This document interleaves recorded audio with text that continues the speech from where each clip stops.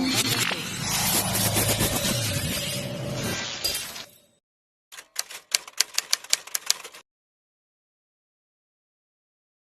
siang rekan-rekan media.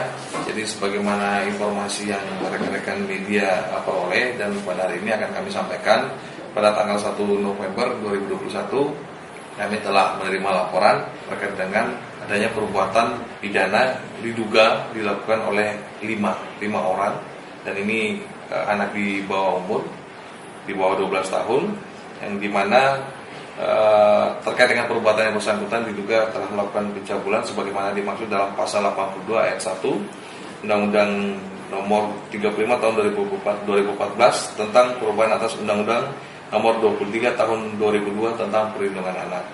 Adapun kelima diduga pelaku sudah kami lakukan pemeriksaan dengan didampingi oleh orang tuanya.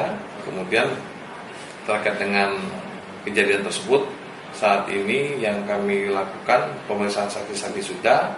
Kemudian terkait dengan kronologisnya sendiri berawal di tahun 2020. Jadi di tahun 2020 salah satu diduga pelaku telah melakukan pencabulan. Kemudian keempat pelaku lainnya melakukan pencabulannya dengan di waktu yang berbeda dan tempat yang berbeda. Artinya tidak secara bersama-sama. Dan sampai saat ini yang kami peroleh informasi dari korban, bahwasanya ada beberapa yang lain yang melakukan di mana yang bersangkutan tidak ingat, karena memang kurun waktu yang terjadi dimulai dari tahun 2020. Jadi tidak satu tempat, tidak satu waktu. Itu yang perlu kami sampaikan, artinya dari tahun 2020.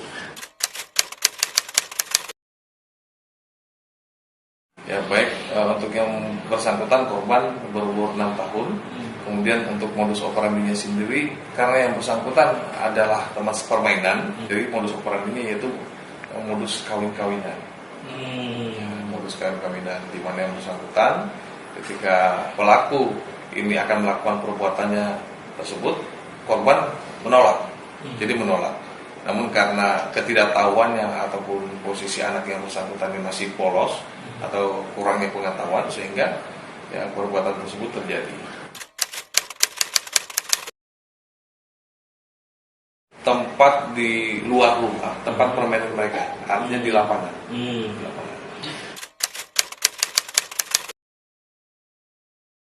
Sekali, semuanya sekali. Jadi ada informasi ataupun yang kami peroleh bahwasanya mereka ini semua teman sepermainan, Jadi bahwasanya informasi terakhir adalah dari mulut ke mulut. Jadi berawal dari satu orang, kemudian menyampaikan teman sepermainan yang lain bahwasanya yang bersangkutan sudah melakukan itu terhadap si korban.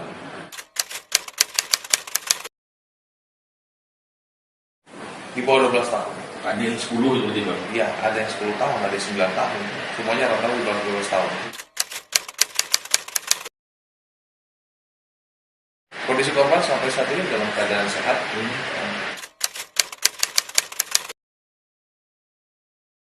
Jadi awal mulanya kejadian karena kebetulan ada anak tetangga atau sekitar rumah korban, itu yang bersangkutan berawal dipegang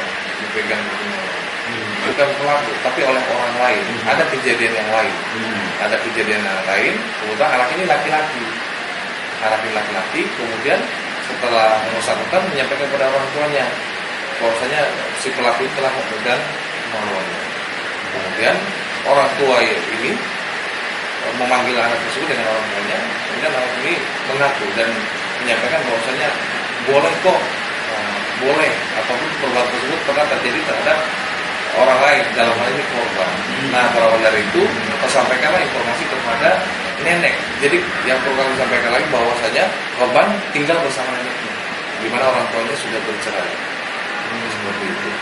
Jadi berdasarkan informasi itu, neneknya melakukan klarifikasi, konsultasi, diperoleh informasi setelah ditanyakan kepada korbannya menjawab ataupun menyampaikan terkait dengan dari perbuatan yang sudah dilakukan oleh beberapa orang.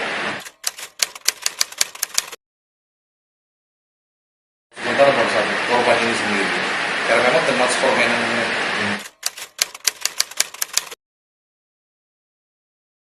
kami akan melakukan penyelidikan lebih lanjut, melakukan pemeriksaan, tentu saja dengan pendekatan terhadap anak tersebut dengan didampingi dari orang tua, kemudian dari dinas sosial. Nah, Baik, sebagaimana dimaksud pasal 21 Undang-Undang Nomor 11 Tahun 2012 tentang Sistem Peradilan Anak, di situ ada yang namanya pengambilan keputusan. Pengambilan keputusan di mana ketentuannya anak di bawah 12 tahun itu akan dilakukan semacam diversi ataupun musyawarah mufakat di mana dihadirkan oleh orang tua korban, kemudian orang tua pelaku, diduga pelaku, dari Bapas, dinas sosial, termasuk dari KPPAD. Artinya pengambilan keputusan ini dilakukan pembinaan terhadap anak ataupun diduga pelaku yang berhadapan. Bagi itu yang akan dilakukan, walaupun tahapan-tahapan ini tetap kita akan lakukan proses penyelidikan. Artinya pemeriksaan saksi, pemeriksaan diduga pelaku itu tetap kita lakukan, termasuk pengambilan keterangan dari Bapas dan dinas sosial. Jadi rangkaian penyelidikan tetap tahapan-tahapannya kita laksanakan. Tahapan akhir adalah mengundang dinas sosial dan Bapas untuk pengambilan keputusan sebagaimana dimaksud dalam pasal 21. Yang bersangkutan sebelumnya menonton video porno, sehingga berdasarkan kejadian tersebut yang bersangkutan melakukan perbuatannya terhadap si korban. Salah satu pelaku yang kami ambil keterangan bahwasanya melakukan perbuatan tersebut berdasarkan konten video porno lewat handphone.